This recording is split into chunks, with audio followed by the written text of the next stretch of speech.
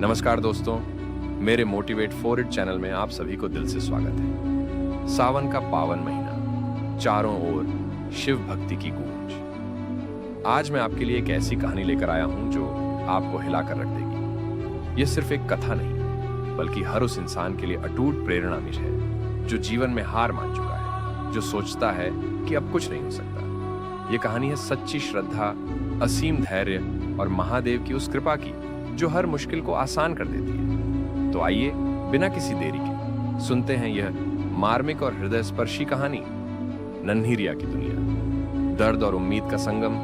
दृश्य बदलता है। एक छोटे से गांव में एक पुरानी टूटी फूटी झोपड़ी दिखती है। अंदर 8 से 9 साल की एक बच्ची रिया उदास आंखों से अपनी बीमार मां को देख रही है, जो बिस्तर पर लेटी है और बहुत कमजोर दिख रही है। अब वक्ता।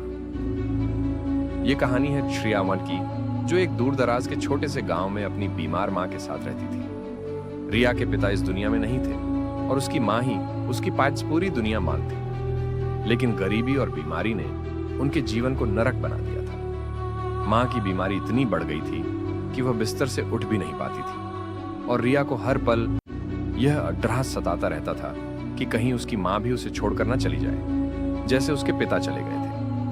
गांव के बड़े बुजुर्गों से रिया ने सुन रखा था कि सावन का महीना भोलेनाथ को सबसे प्रिय होता है और सावन के सोमवार को अगर कोई सच्चे दिल से व्रत रखे तो महादेव उसकी हर मनोकामना पूरी करते हैं। नन्ही रिया के मासूम दिल में उम्मीद की एक किरण नर्ण जगमगा उठी। उसे लगा शायद यही अंतिम रास्ता है अपनी मां को ठीक करने का। उसके भोले मन ने निश्चय कर लिया, वह सावन सोमवार का व्रत रखेगी।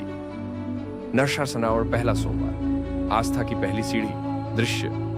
रिया सुबह जल्दी उठती है, जैसे तैसे नदी में जाकर स्नान करती है। उसके पास पूजा का कोई सामान नहीं है। वह एक साफ लोटे में नदी का पानी भरती है और गांव के पुराने शिव मंदिर की ओर चल पड़ती है। वक्ता। सावन का पहला सोमवार आया। रिया सुबह सुबह उठ गई, बिना कुछ खाए पिए पास के शिव मंदिर की ओर चल पड़ी। उसके पास न तो चढ़ाने के लिए फूल थे, न बेलपत्र, न ही दूध। बस एक छोटा सा लोटा था जिसमें उसने नदी का निर्मल जल भर रखा था।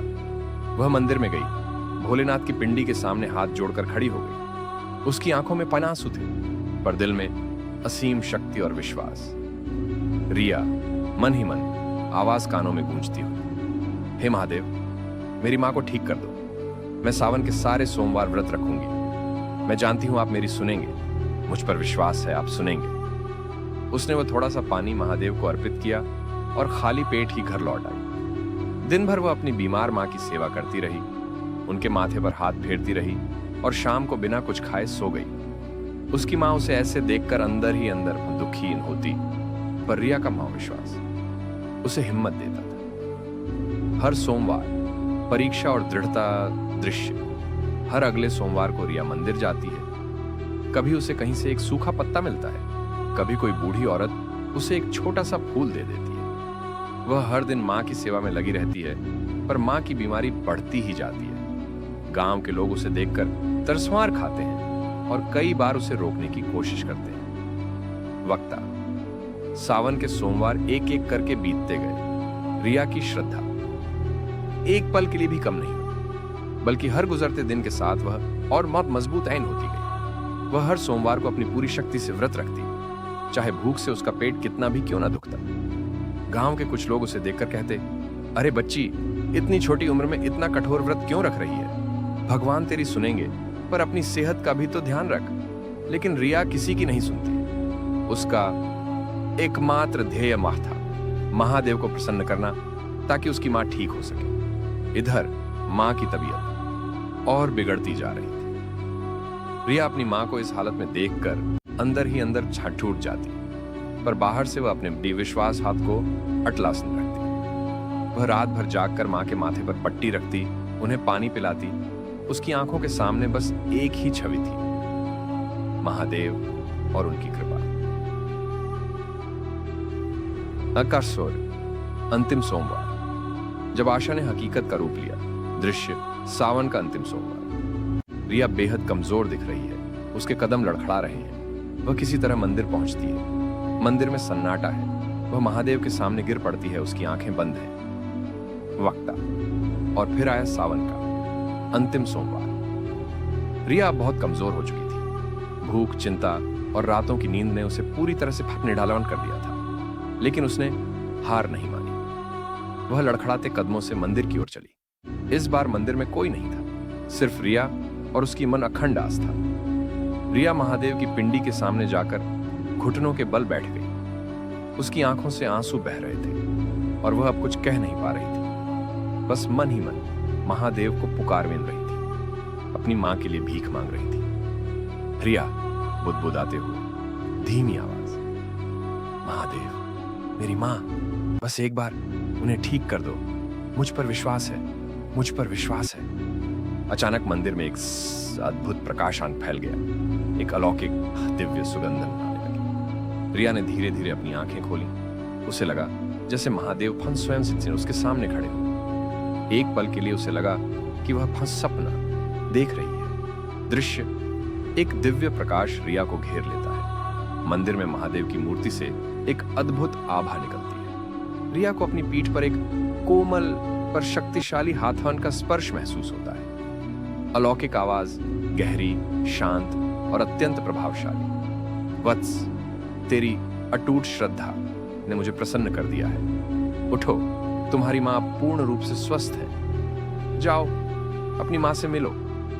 रिया को विश्वास नहीं हुआ। उसकी आंखों में चमक आ गई। वह तेजी से घर की ओर भागी। उसके कदमों में अचानक से अभूतपूर्व शक्ति मंड आ गई थी। जब वह घर पहुंची तो उसने देखा कि उसकी मां बिस्तर पर मेरी बैठी मन थी। उनकी आंखों में चमक थी और चेहरे पर एक प्यारी मुस्कान। मां बिल्कुल ठीक हो चुकी थी। वह अपनी बेटी का इंतजार कर रही थी। चार चार चमत्कार की गवाही और सच्ची प्रेरणा। दृश्य, मां और रिया गले मिलते हैं। दोनों की आंखों में खुशी के आंसू हैं। गांव के लोग यह देखकर हैरान हैं।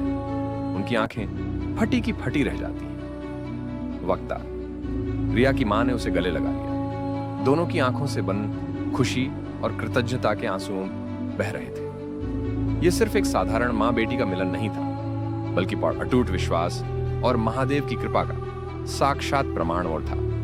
गांव के लोग जब यह दृश्य देखने आए तो वे पूरी तरह से हैरान मर रह गए। उन्होंने अपनी आंखों से महादेव का चमत्कार पल देखा था। नन्ही रिया की छोटी सी उम्र में दिखाई गई अभूतपूर्व श्रद्धा ने महादेव को स्वयं प्रकट होने पर विवश कर दिया था। यह कहानी हमें क्या सिखाती है? यह हमें बताती है कि चाहे जीवन में कितनी भी चुनौतियां क्यों ना आए, कितनी भी मुश्किलें क्यों ना आए, अगर हमारा विश्वास अटल है, हमारी मेहनत सच्ची है और हमारा में संकल्प दृढ़ है, तो कोई भी मुश्किल बड़ी नहीं हो सकती। महादेव हमेशा उन पर कृपा करते हैं जो सच्चे दिलवन से उन्हें पुकारते हैं, जो हार नहीं मानते।